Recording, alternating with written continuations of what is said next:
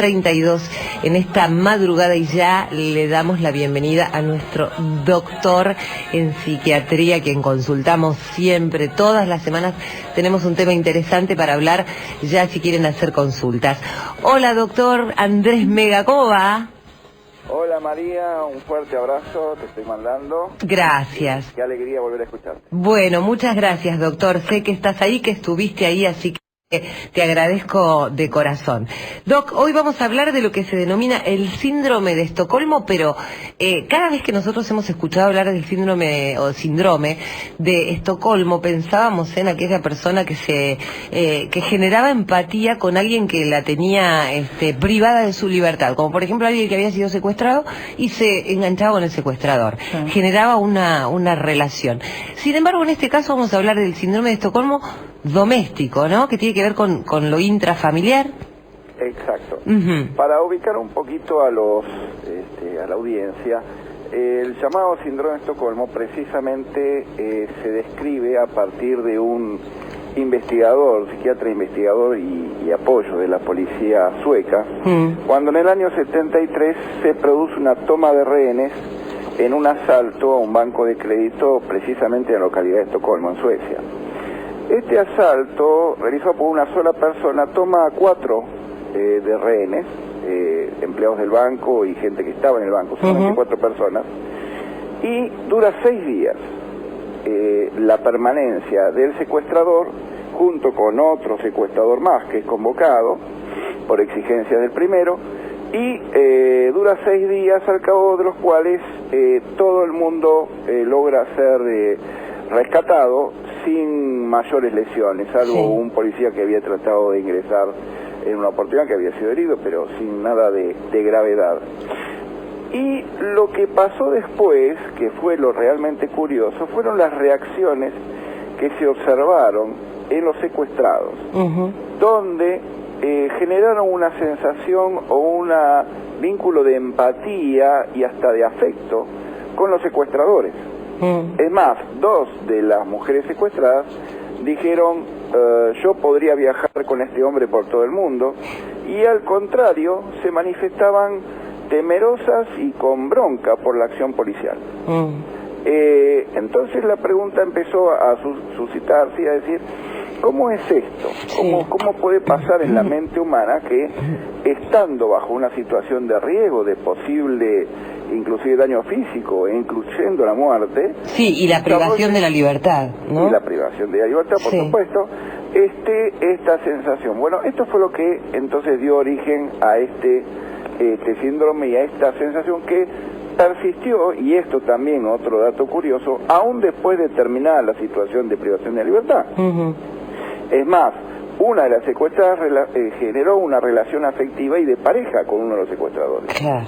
Entonces, ¿cómo se describe esto? Bueno, esto es lo que llamamos en psiquiatría un síndrome de adaptación.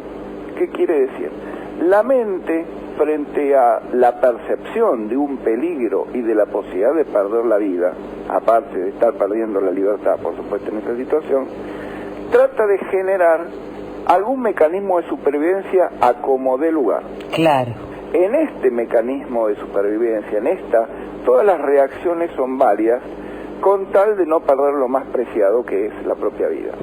Y es ahí donde se genera esta situación de simpatía, de afecto, de gestos amistosos e inclusive de enamoramiento con aquella persona que en principio le está produciendo un daño. Claro. ¿Y por qué se produce esto? Porque la mente en ese momento dice, yo tengo que elegir.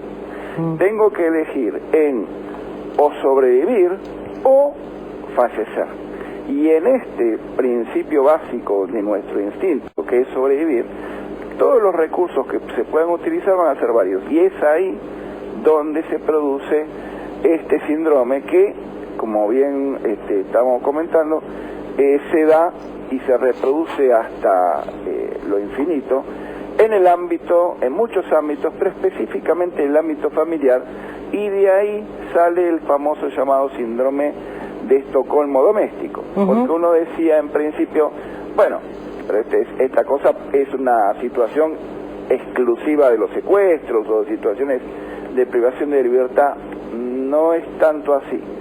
Es más, en conformaciones familiares determinadas, que lamentablemente existen en todo el planeta y por supuesto también en la Argentina, y que tanto nos tocan cuando se tratan situaciones de violencia doméstica o violencia de género, se dan situaciones de poder donde a partir de la conformación de una determinada familia, donde hay un personaje que ejerce el poder tiránicamente y los demás que conforman este núcleo familiar tienen que obedecer y no tienen otra opción para poder sobrevivir, para no ser desamparados, para no recibir castigos psicológicos, morales, físicos, de cualquier naturaleza, tienen que desarrollar necesariamente, por esta cuestión de adaptación a la que hablamos que hace la mente, generar una situación de empatía, de transferencia positiva, de obediencia, de no generar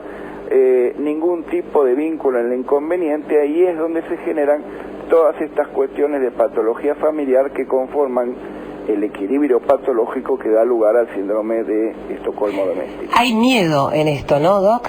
Absolutamente, y es un miedo crónico. Ajá. Un miedo que se estira en el tiempo y genera cambios adaptativos, sí, donde, por supuesto, nuestra mente colabora con los llamados mecanismos de defensa, claro, que son destinados, mecanismos psicológicos destinados a no sentir angustia todo el tiempo. Claro. Entonces, uno de los favoritos que nos pasa a todos los seres humanos son los mecanismos de negación.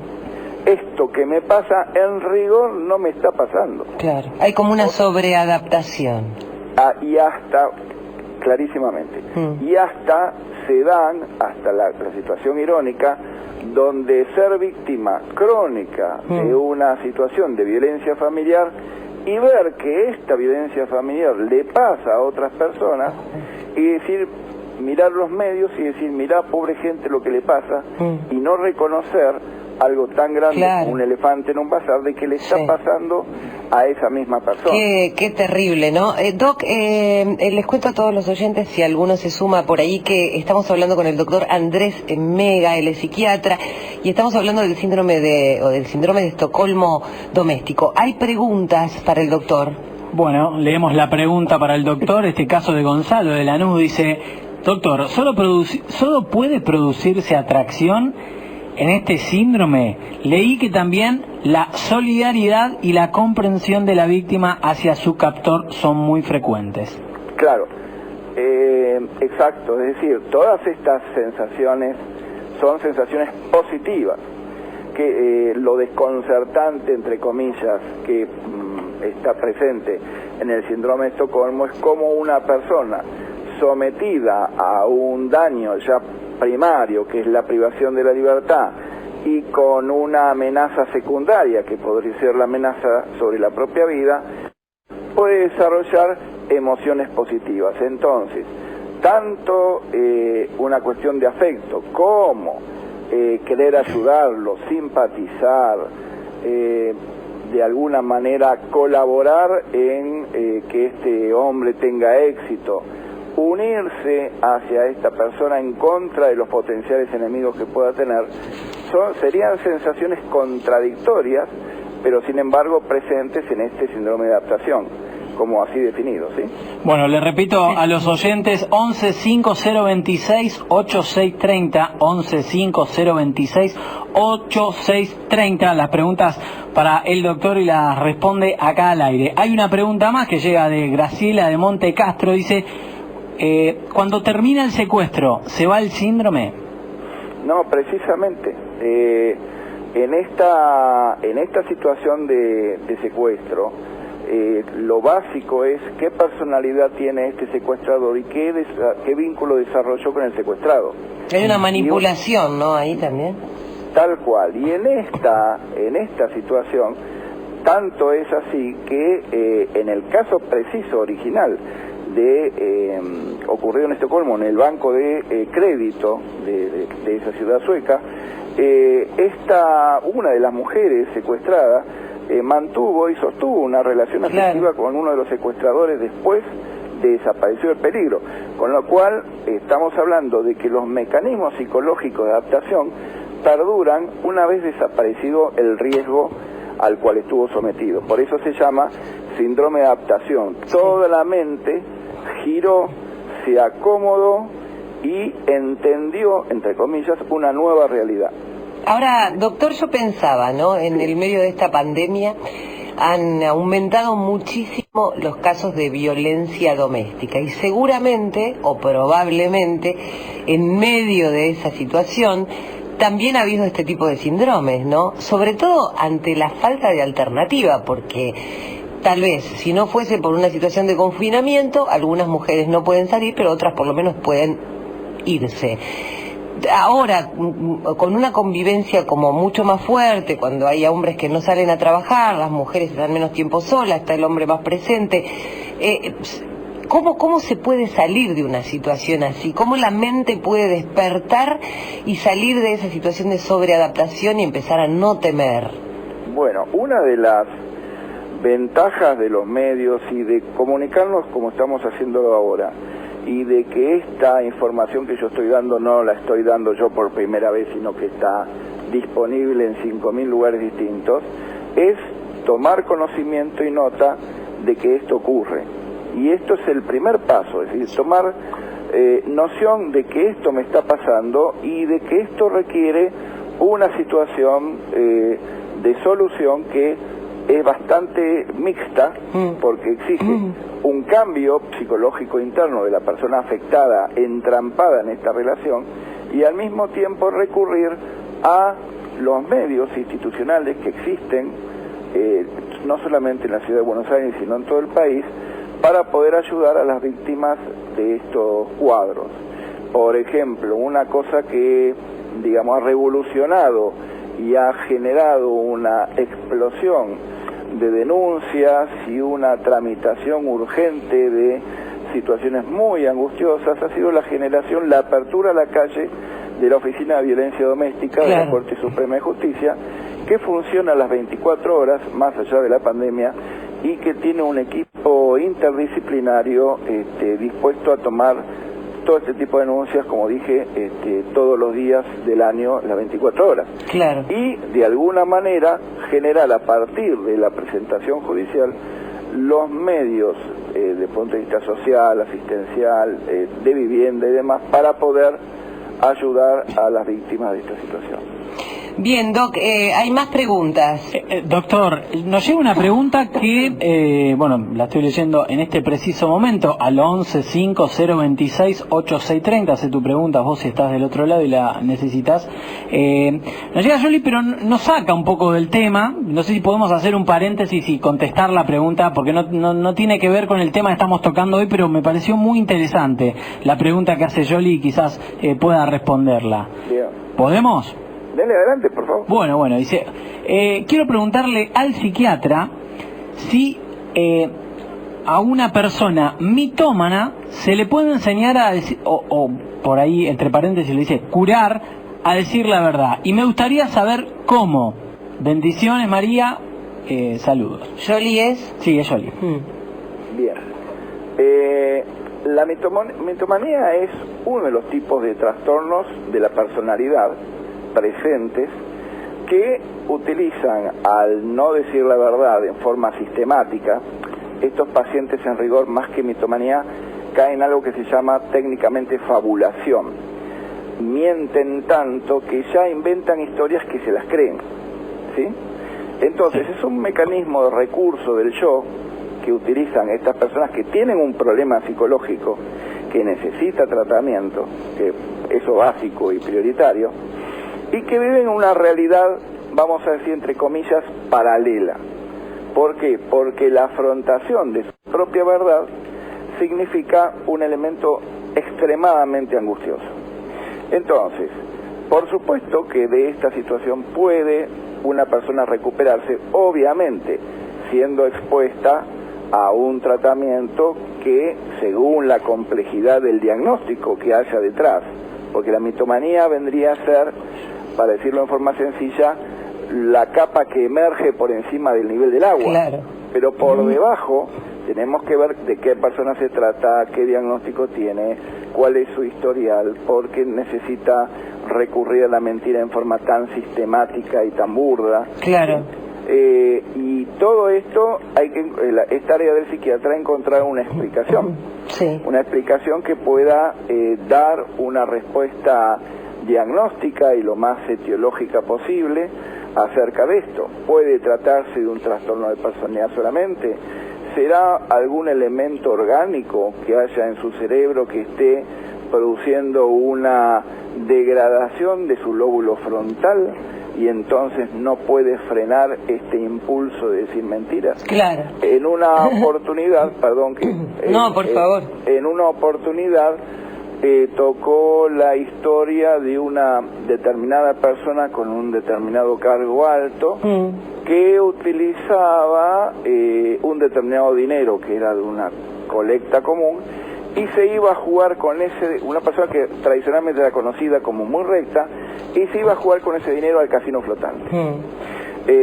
Y encima, cuando estaba en ese casino, robaba fichas. Bueno, entonces se entendió desde lo fenomenológico inicial, bueno, que se trataba de una persona con características de personalidad múltiple, especial, pero cuando se le investigó más en profundidad tenía un síndrome de Pick. Un síndrome de Pick es una no muy frecuente enfermedad neurológica degenerativa del cerebro, parienta prima hermana de Alzheimer, vamos a decirlo así, sí, pero que le impedía, en el estado de avance que tenía, le impedía a esta persona discriminar exactamente lo que estaba haciendo. Claro. Entonces, por eso, respondiendo puntualmente a la pregunta del oyente, yo diría puntualmente que hay que estudiar a la persona antes de hablar solamente del síntoma. Sí, absolutamente. Ayer yo estaba hablando con una cantante y hablábamos del tema, ¿no?, de la violencia de género. Y cuando hablamos de género puede ser el hombre o la mujer, porque también decíamos que si bien hay una gran cantidad de mujeres maltratadas, y tal vez por una cuestión de fuerza o de cultura también son más, hay muchos hombres que en silencio padecen la violencia. Bueno, hay un caso muy puntual, gracias por traerlo, María, porque hay un caso muy puntual que alguna vez he hablado con una magistrada, donde hace muchos años se presentó una mujer aduciendo una situación de violencia en un tribunal frente a la magistrada en cuestión y a la secretaria. Hizo un relato desgarrador de situaciones de violencia a la que era objeto, y las dos funcionarias judiciales, realmente muy conmovidas, tomaron las medidas del caso, la exclusión del hogar del hombre, etcétera, etcétera.